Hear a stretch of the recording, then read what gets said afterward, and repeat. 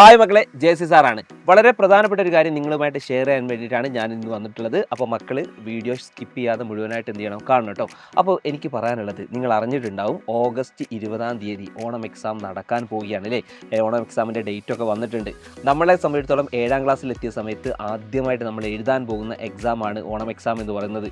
നമ്മുടെ ടീച്ചേഴ്സ് ആയിക്കോട്ടെ, നമ്മുടെ പേരൻസ് ആയിക്കോട്ടെ, നമ്മുടെ ഫ്രണ്ട്സ് ആയിക്കോട്ടെ, ഇവരെല്ലാ ആൾക്കാരും നമ്മുടെ മാർക്കൊക്കെ കൃത്യമായിട്ട് എന്ത് ചെയ്യുന്നുണ്ട്, വിലയിരുത്തുന്നൊരു സമയമാണ് ഈ എക്സാം എന്ന് പറയുന്നത്. അപ്പോൾ നല്ല മാർക്ക് നമ്മൾ എന്ത് ചെയ്യണം, ഓണം എക്സാമിന് നമ്മൾ സ്കോർ ചെയ്യേണ്ടതുണ്ട്. നിങ്ങൾ ആലോചിക്കുക, ഒരു നല്ലൊരു മാർക്ക് നമ്മൾ കിട്ടിക്കഴിഞ്ഞാൽ നമ്മൾ ക്ലാസ്സിനകത്ത് ഫ്രണ്ട്സിൻ്റെ ഇടയിലൊക്കെ നമുക്ക് ഉണ്ടാകുന്ന ഒരു കാര്യം നിങ്ങൾ ആലോചിച്ച് നോക്കില്ലേ. ജസ്റ്റ് ഒന്ന് ഇമാജിൻ ചെയ്ത് നോക്കിയാൽ മതി. അപ്പോൾ എനിക്ക് പറയാനുള്ളത്, ചില കുട്ടികളൊക്കെ ആണെങ്കിൽ സ്വന്തമായിട്ട് പഠിക്കുന്ന ആൾക്കാരുണ്ടാവും. അതായത് സ്വന്തമായിട്ട് ഇതുപോലെ തന്നെ സ്കൂളിനകത്തുള്ള ക്ലാസ്സും ഇപ്പോൾ നമ്മുടെ യൂട്യൂബിനകത്തൊക്കെ ഉള്ള ക്ലാസ്സുകളൊക്കെ ഉപയോഗിച്ചുകൊണ്ട് അങ്ങനെ പഠിക്കുന്ന കുട്ടികളുണ്ടാവും. അതല്ലാതെ ഞാൻ പറയുന്നത് വെച്ചാൽ ചിലപ്പോൾ ട്യൂഷനൊന്നും പോകാൻ കഴിയാത്ത രീതിയിൽ, അതായത് ഇപ്പോൾ ഒരു 7ാം ക്ലാസ്സിലൊക്കെ ഉള്ള ട്യൂഷൻ എന്ന് പറഞ്ഞാൽ മറ്റ് പല ഓഫ്ലൈൻ സെൻ്ററുകൾക്കകത്തും 7ാം ക്ലാസ്സിനകത്തുള്ള ട്യൂഷനൊന്നും ഉണ്ടാവില്ല അല്ലേ. അവരൊക്കെ മെയിനായിട്ടും ഈ 10ാം ക്ലാസ്സും 8ാം ക്ലാസ്സും 9ാം ക്ലാസ്സും ഒക്കെയാണ് ഫോക്കസ് ചെയ്യുന്നത്. 7ഒന്നും പല സ്ഥലങ്ങളിലും ഉണ്ടാവാറില്ല.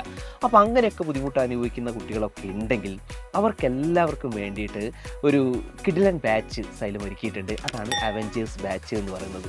അവഞ്ചേഴ്സ് ബാച്ചിനകത്ത് നിങ്ങൾ ജോയിൻ ചെയ്ത് കഴിഞ്ഞാൽ മക്കളെ, ഒരുപാട് ഫീച്ചേഴ്സുകൾ അവഞ്ചേഴ്സിനകത്ത് ഉണ്ട് എന്നുള്ളതാണ്. നിങ്ങൾക്ക് ഒരു പേഴ്സണൽ മെൻറ്റർ പോലെ എന്ത് ചെയ്യുന്ന അവഞ്ചേഴ്സ് ബാച്ച് ഉണ്ടാവും. അത് എന്തുകൊണ്ടാണ് പറയാൻ കാരണം അറിയാം. ഒന്ന്, റെക്കോർഡഡ് ലൈവ് ക്ലാസ്സുകൾ ഉണ്ടാവും. അതായത് ഓൾറെഡി നിങ്ങൾക്ക് ടൈം ടേബിൾ തരും.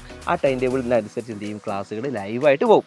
ഇനി ആ ക്ലാസ്സുകൾ ഇപ്പം നമ്മുടെ ഒരു ടൈമിനനുസരിച്ച് നമുക്ക് ആ സമയത്ത് കാണാൻ പറ്റിയില്ല എന്ന് വിചാരിക്കാം.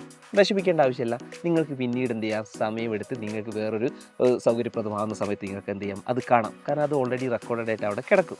ഇനി അതല്ല, നിങ്ങൾക്ക് വേണ്ട നോട്ട്സ് കാര്യങ്ങൾ, സ്കൂളിനകത്തേക്ക് എന്തെങ്കിലും വർക്കോ കാര്യങ്ങളൊക്കെ ചെയ്ത് കൊണ്ടുപോകേണ്ടി വരുമല്ലോ, അതിൻ്റെ നോട്ട്സുകൾ ഉണ്ടാവും. അതുപോലെ തന്നെ ഹോംവർക്കുകൾ ഉണ്ടാവും.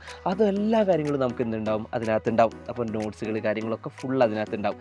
ഇനി കൂടാതെ ഓരോ പ്രധാനപ്പെട്ട ചാപ്റ്റേഴ്സ് കഴിഞ്ഞാലും അതിൻ്റെ യൂണിറ്റ് ടെസ്റ്റ് ഉണ്ടാവും. ഇനി എക്സാം മാത്രമാണോ നടക്കുക? അല്ല, ആ എക്സാമിലെ പ്രധാനപ്പെട്ട ചോദ്യങ്ങളുമായി ബന്ധപ്പെട്ട ക്വസ്റ്റ്യൻ ആൻസർ ഡിസ്കഷൻസ് എന്ത് ചെയ്യും, അത് നടക്കുന്നുണ്ട്. ഇനി അതിനേക്കാൾ വലിയൊരു ഫീച്ചർ എന്ന് പറഞ്ഞാൽ, നിങ്ങൾക്ക് ഈ പ്രധാനപ്പെട്ട നിങ്ങളെ ടീച്ചേഴ്സ് ഉണ്ടല്ലോ, ഓൺലൈൻ ഫാക്കൽറ്റീസ് ആയിട്ടുള്ള ആൾക്കാരുണ്ടല്ലോ, അവരോടൊക്കെ നിങ്ങൾക്ക് ഏതെങ്കിലും സബ്ജക്റ്റുമായി ബന്ധപ്പെട്ട ക്വസ്റ്റ്യൻസ് നിങ്ങൾ ചോദിക്കണം എന്ന് വിചാരിക്കുക.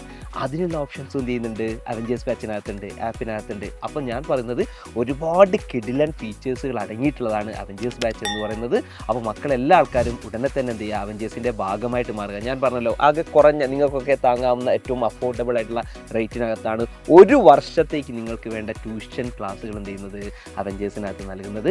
അപ്പോൾ താഴെ കാണുന്ന നമ്പറിൽ എല്ലാ ആൾക്കാരും പെട്ടെന്ന് തന്നെ കോൺടാക്ട് ചെയ്യാം. ഈ വരുന്ന ഓണം എക്സാമിന് നമ്മൾ ഫുൾ മാർക്ക് നമുക്ക് നേടാം. So all the best.